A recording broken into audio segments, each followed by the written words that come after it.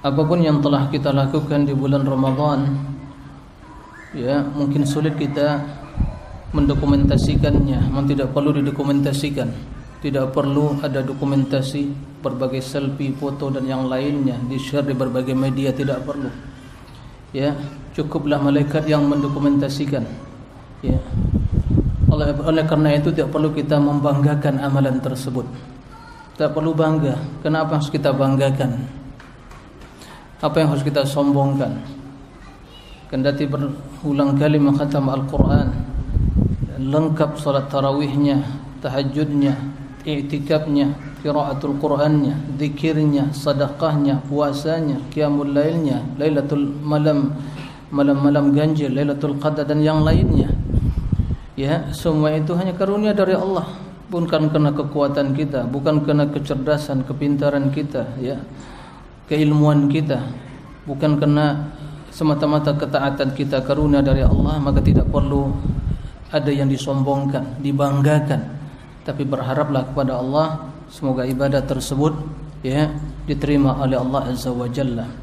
Oleh karena itu, jemaah milik Allah Subhanahu wa taala, ya, satu hal yang harus menjadi perhatian, dan ini harus selalu menyertai diri kita dalam setiap perjalanan atau dalam setiap ibadah dan ketaatan yang kita lakukan.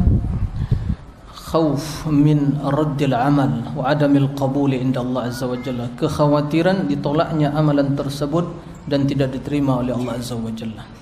Ya. Dan Allah Subhanahu wa taala menjelaskan dalam Al-Qur'an tentang sifat orang-orang yang beriman, walladzina yu'tuna ma ataw wa qulubuhum wajilah annahum ila rabbihim raji'un. Orang-orang yang melakukan apa yang mereka kerjakan, yang mereka telah laksanakan, tapi hati mereka senantiasa takut. Ya, takut kepada Allah, dan mereka yakin akan kembali kepada Allah Azza wa Jalla.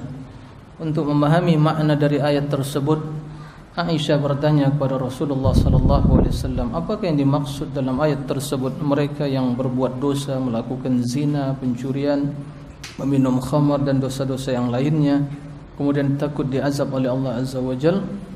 Maka Rasulullah menjelaskan kepada Aisyah, bukan itu yang dimaksud oleh Allah Azza wa Jalla, tapi yang dimaksud adalah orang-orang yang telah melakukan salat, alladzina yusallun wa yasumun wa yatasaddaquna wa yakhafuna alla yutaqabbala minhum.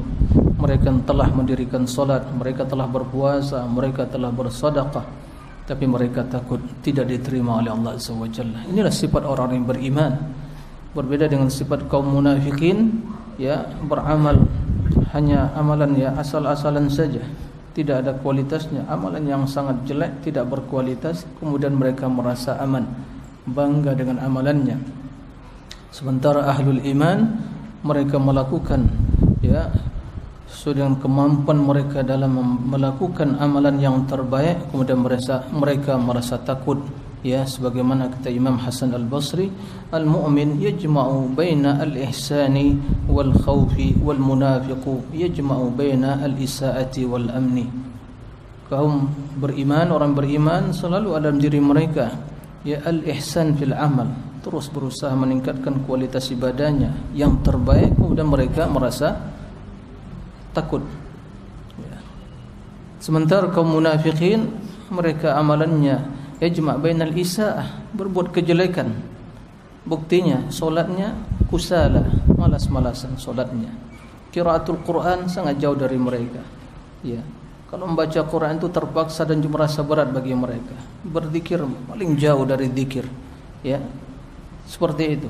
Kemudian mereka merasa aman. Nah, ini kaum munafikin. Oleh karena itu, ya, senantiasa kita memohon kepada Allah, berdoa, ya. Karena Allah menjelaskan dalam Al-Quran, innama yataqabbalullahu minal muttaqin. Karena Allah Subhanahu wa ta'ala hanya menerima amalan orang yang bertakwa, amalan yang dibangun di atas keikhlasan dan mengikuti tuntunan Nabi alaihi salatu wassalam. Hadza huwa amalu ahli taqwa, itulah amalan orang yang bertakwa. Naam. Sering kita mendengar kedua permasalahan tersebut. Ya, mungkin sebagian kena sering mendengarnya menganggap hal yang sepele, ya. Tapi ternyata dalam pelaksanaan dan prakteknya ini yang berat, ya. keikhlasan. Nah, oleh karena itu, ya, apapun yang telah kita lakukan, hendaklah kita memohon kepada Allah al-qabul dan tidak perlu bangga dengan amalan tersebut, ya, apalagi disosialisasikan, ya, dimuat di berbagai media sosial, di-share ke sana sini, ya. Semuanya itu tidaklah ada manfaatnya. Tidak ada manfaatnya, ya.